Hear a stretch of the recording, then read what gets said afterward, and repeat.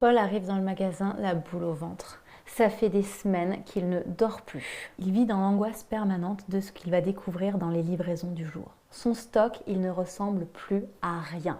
Il ne sait jamais ce qui va lui être livré. Des bougies anti-moustiques, il en a pour les 5 étés à venir. Quand il arrive, il évite soigneusement de regarder l'énorme affiche placardée sur le magasin vantant ce merveilleux fauteuil avec porte-gobelet intégré à moins 50%.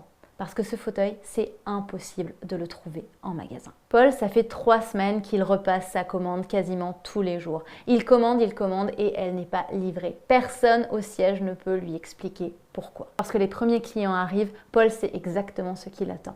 Des selfies devant les rayons vides, des stories pour se moquer du magasin. Il ressent l'humiliation et surtout, il sait que dans le contexte économique actuel, ce n'est pas bon du tout de décevoir ses clients.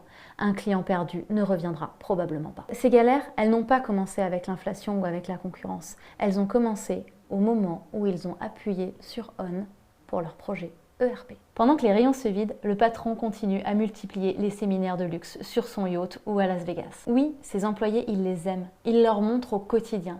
Et pourtant, aujourd'hui, ça ne se retrouve pas sur les étagères. Comment en est-on arrivé là ? Si j'ai choisi de te parler de Jiffy aujourd'hui, alors certes c'est pour parler de rayons vides et de conséquences de projets informatiques malmenés sur ces rayons vides, mais surtout c'est un prétexte pour parler de positionnement de dirigeants et de la préparation essentielle à un projet informatique qui performe. Dans le cas de Jiffy, on est sur le cas d'un patron qui s'est construit tout seul, qui avait absolument de l'or entre les mains et qui pourtant, avec certains mauvais investissements et un projet informatique malmené, s'est retrouvé dans la situation actuelle.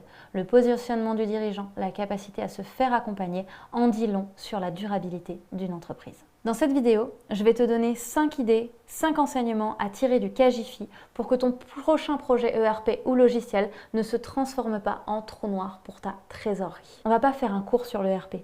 On va parler de vente, de stock, de cash et surtout en quoi un projet informatique est profondément humain et à quel moment on doit ressentir la bascule pour un dirigeant d'arrêter de jouer les héros solitaires et d'accepter de se faire aider. Actuellement, ton système d'information, tu le vois plutôt comme tant que ça tient, j'y touche pas ou toujours en avance, j'anticipe les tendances? Dis-le moi en commentaire. Et surtout, n'oublie pas de t'abonner à la chaîne pour toujours plus de conseils en efficacité et digitalisation d'entreprise. Philippe Ginesté, c'est un gamin qui s'est construit tout seul. Il commence sur les marchés, il travaille en entrepôt et derrière, il va avoir une idée brillante. Il va commencer à revendre des surplus, des produits issus de faillite, de liquidation ou simplement des invendus et va le faire à tout petit prix. C'est le début de la solderie. Mais surtout, son idée brillante, il va chercher à squeezer la partie intermédiaire. Il va surtout s'approvisionner auprès du marché chinois avec des articles plutôt bas de gamme et à très faible coût sur lesquels il pourra marger tout en les proposant à des prix intéressants pour le marché français. Son deuxième coup de génie, c'est d'organiser l'ensemble de ses magasins autour d'une grosse centrale d'achat. Tout est piloté au même moment, au même endroit. Il est le premier à vraiment comprendre le lien entre les achats, les stocks, la disponibilité et le client fidélisé. D'ailleurs, Philippe, il est extrêmement conscient de son personnage et de ce qu'il apporte à son entreprise. Son personnage va être extrêmement lié à la façon dont il mène son entreprise. Il va créer toute une culture autour de sa personnalité. Il va féliciter ses employés grâce à des séminaires haut de gamme, sur des yachts, sur son propre yacht d'ailleurs, ou encore à Las Vegas. Il est à mi-chemin entre une culture managériale à l'ancienne, très patriarcale, avec une seule personne qui concentre tout l'axe de décision, et à la fois paternaliste où il va envelopper ses employés et leur montrer qu'il les aime, leur montrer qu'ils ont toute leur place dans la belle machine qu'est Jiffy. Mais en dehors de Jiffy, dans le groupe Philippe Ginesté, on a pas mal d'investissements qui ne sont pas aussi glorieux. Le rachat de Tati n'a absolument pas fonctionné, il n'a jamais réussi à en faire quoi que ce soit. On dilapide une partie de la fortune dans des investissements dans les casinos. Il va même jusqu'à racheter un château qu'il transformera en hôtel, mais aucun de tous ces investissements n'ont le retour espéré. Et puisque ça ne suffit pas, sur le marché apparaissent de nouveaux acteurs comme Amazon ou plus tard Shein. Là, on n'a même plus besoin de se déplacer pour aller s'approvisionner en produits à bas coût, produits dans le monde entier. On a beau avoir un dirigeant brillant qui a compris avant tout le monde comment le discount fonctionne, il ne met pas au bon moment son énergie sur la digitalisation et la modernisation de ses outils informatiques. Il est trop occupé à ouvrir de nouvelles boutiques et à répandre son activité pour stabiliser la partie informatique. Et quand tu attends trop longtemps pour moderniser proprement, Les actions sur ton SI ne sont plus des gentilles petites mises à jour, elles deviennent des opérations à cœur ouvert. Pourtant, en 2016, le déclic survient quand même. Et là, Jiffy décide de moderniser tout son système d'information. J'ai bien dit tout son système d'information. On parle de centaines de magasins, de 10 000 personnes impliquées et de plus de 200 flux métiers à rénover. Ils lancent leur projet Millennium, une équipe de 150 personnes dédiées au projet, une sorte d'entreprise dans l'entreprise. Et les difficultés ne s'arrêtent pas là, parce que Jiffy choisit une approche best of breed. L'approche best of breed, c'est de toujours prendre le meilleur logiciel disponible sur un segment de marché, plutôt que d'en prendre un qui fait à peu près bien toutes les fonctionnalités. Ça peut s'entendre, mais ça rajoute aussi énormément de difficultés parce que tous ces logiciels choisis, il va falloir les connecter entre eux. Je pense que tu vois venir le crash. En juin 2023, on appuie finalement sur On. L'utilisation des nouveaux outils est généralisée. Et le résultat ne se fait pas attendre. Dans les magasins, c'est la débâcle. Les produits phares sont introuvables pendant que d'autres références s'accumulent sans susciter l'intérêt. Les rayons se vident et la clientèle se désengage. Au siège, on pilote à l'aveugle. On n'a plus aucun retour sur ce qui se passe dans les magasins. On ne sait plus ce qui a été vendu et on livre un petit peu à l'aveugle. Le CA dévisse, les marges se tendent, les banques commencent à se poser des questions et dans la bouche de tout le monde à ce moment-là, on a une seule réponse toute faite, c'est la faute de l'ERP. Pourtant, l'ERP n'est jamais en faute. C'est juste une mise en lumière de ce qui n'allait déjà pas avant. Des processus disparates, des acquisitions avec des fonctionnements différents et globalement un retard fort sur le digital. Le truc, c'est que quand on essaye de réparer tout ça en même temps, on va droit dans le mur. Ça nous mène à notre premier enseignement. Sauver Jiffy n'était pas une question d'ERP. Et ce ne sera pas non plus une question d'ERP chez toi. Quand on part d'aussi loin, avec autant d'ambition, lancer un projet aussi long, c'est le crash assuré. Le projet Jiffy, c'est un démarrage en 2016 pour un appui sur On en 2023. 7 ans. 7 ans de tunnel, 7 ans de conception de logiciels complètement en bureau sans avoir de retour terrain. Tu t'imagines le nombre de choses qui peuvent changer en 7 ans et qui ne seront pas prises en compte parce qu'on a mis le projet sous cloche? Et pendant 7 ans, on a mis le focus sur la technique, les solutions, l'IT. On a mis complètement de côté l'impact que ça allait avoir sur les équipes. Pas de formation ou très peu. Et en tout cas, on compte sur leur autonomie pour prendre à leur compte les logiciels tout seuls. Les dirigeants magasins sont déjà débordés, ils n'ont pas le temps de se former et quand ils l'ont, ils n'osent pas poser les questions ou affirmer les difficultés qu'ils rencontrent. Bon, c'est bien joli de dire qu'on ne peut pas tout faire en même temps. Mais quand on part de très loin, c'est pas facile de savoir par où commencer. Si? Non, en effet, c'est pas simple. Mais il y a un truc qui aurait dû être sécurisé à tout prix et c'est notre deuxième enseignement. Couper la vue sur la vente et les stocks, c'est couper l'oxygène de ton entreprise. Si tu ne vois plus ce qui sort, ce qui reste ou ce qui est livrable, ta facturation et ta trésorerie jouent à la loterie. Et tu peux facilement voir ce que ça implique chez toi. Est-ce que tu connais tes encours? Est-ce que tu connais tes stocks avec précision? T'arrive-t-il de lancer des productions inutiles ou pas prioritaires? Est-ce que ta facturation souffre de ton manque de visibilité sur ce qui a déjà été livré et ce qui est en attente? Sur le papier, le RP tourne, mais dans les faits, ta trésorerie est en train de s'étrangler. Et le pire, c'est que ce moment, ce chaos aurait pu être évité si quelqu'un avait fait le ménage dans les processus avant d'appuyer sur On. Avant de se lancer dans un projet logiciel, quel qu'il soit, et on voit que chez Jiffy, on s'est lancé dans plusieurs projets logiciels en même temps, il aurait fallu aller cartographier la façon de travailler actuellement. On aurait pu voir que les magasins ne fonctionnaient pas tous de la même manière et on aurait pu sans doute trouver un terrain commun pour les faire travailler dans le même sens et que ce soit facilement reproductible. On aurait aussi pu s'intéresser à harmoniser les référentiels. Quand on a plusieurs créations de magasins, quand on a des rachats et tout ce genre de choses, on peut avoir des articles qui sont appelés de manière différente d'un magasin à l'autre. Pour avoir une vue synchronisée, c'est quand même extrêmement difficile. Ça aussi, ça aurait pu être un chantier mené en amont. Et surtout, on n'oublie pas d'impliquer les métiers du terrain.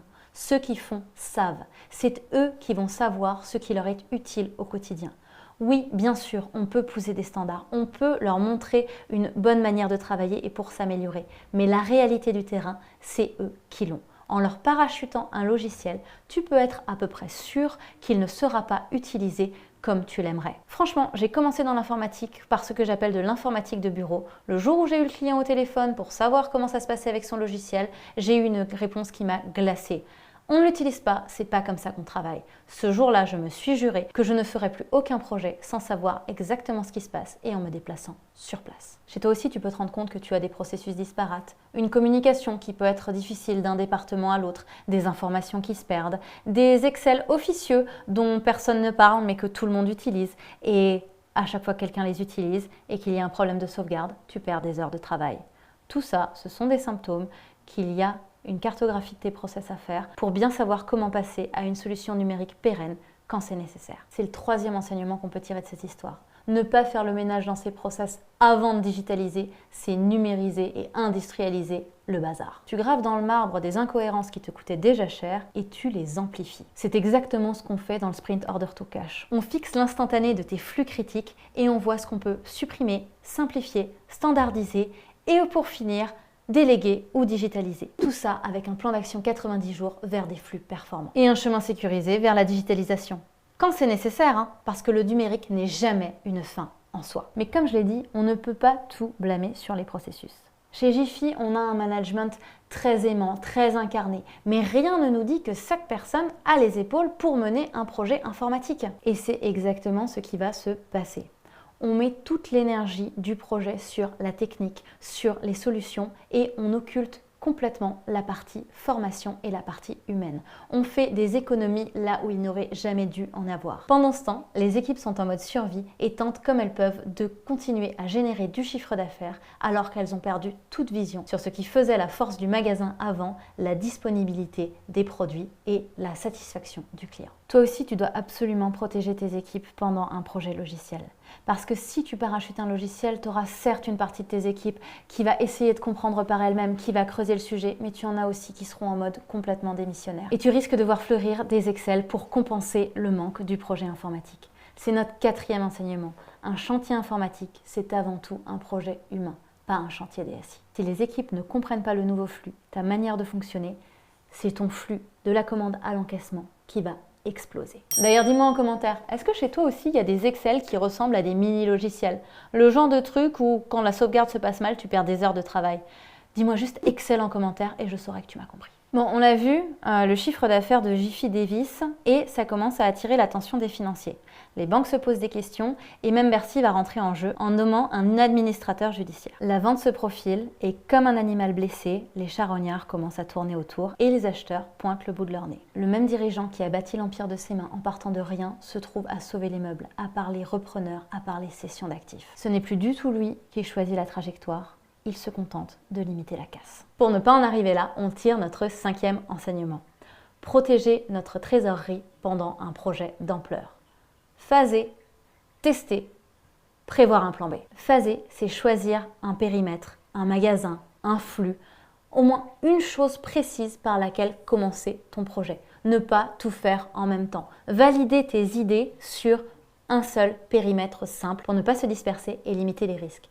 Parce que un échec sur un petit périmètre, on a toujours le temps de réadapter. Pour tester, on peut mettre en place une double exécution temporaire.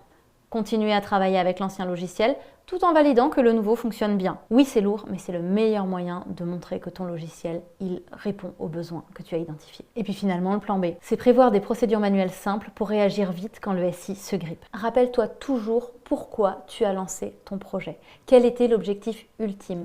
Toutes tes actions doivent être alignées avec cet objectif. Si c'est réduire ton temps entre on signe et on encaisse, toutes tes décisions, toutes tes étapes de phasage doivent être liées à cet objectif. Alors oui, tu vas peut-être devoir décaler certaines fonctionnalités qui te paraissaient sympas, mais qui ne sont pas en lien avec la réduction du temps entre la signature et l'encaissement, mais c'est là-dessus que tu vas devoir te concentrer. Ça viendra peut-être plus tard, tu auras peut-être un nouvel objectif, mais dans un premier temps, tout doit être concentré vers ton objectif final. Je vais te laisser avec un petit enseignement bonus que tous les dirigeants doivent entendre tout le temps. Je ne sais pas si tu l'as remarqué, mais dans le cas de Jiffy, l'aide arrive très tard. Quand les banques s'en mêlent, quand un administrateur judiciaire est nommé, quand on est en train de discuter de sauver les meubles et plus d'avenir, c'est déjà trop tard. Tu n'es plus en train de piloter ton projet de transformation, tu es en train de négocier ta survie. L'enseignement bonus, c'est ne pas rester seul et accepter de se faire aider. Si tu attends que tout parte en vrille pour demander de l'aide, ce sont les autres qui choisiront de la direction à prendre à ta place.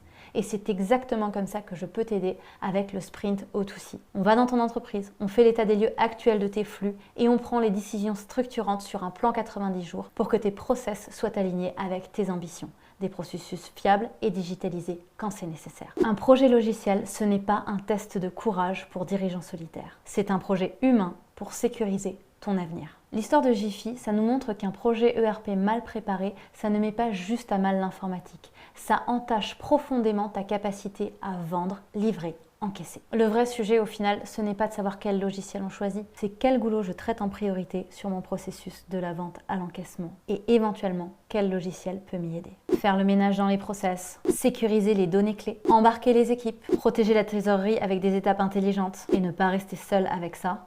C'est ça ton plan 90 jours. Si tu as un logiciel vieillissant, une migration dans les tuyaux ou pas de logiciel du tout et que tu ne veux pas découvrir le jour où tu appuies sur le bouton on les problématiques que tu as mis sous le tapis, je te propose qu'on voit ça ensemble. Dans le pilotage de ton entreprise, c'est quoi ce qui te fait le plus peur aujourd'hui? Le pilotage de la donnée? La trésorerie? Ou le manque de visibilité sur le terrain? De toute façon, si tu as besoin d'aide, il y a mon lien pour prendre rendez-vous, un rendez-vous de 30 minutes pour parler de ta situation et de voir ce qu'on peut faire ensemble. Et surtout, n'oublie pas de t'abonner parce que dès comme ça, avec plein de conseils sur comment piloter ton entreprise, basés sur l'expérience des géants de ce monde, il y en aura plein à venir. Je te dis à bientôt et d'ici là, n'oublie pas d'oser l'efficacité.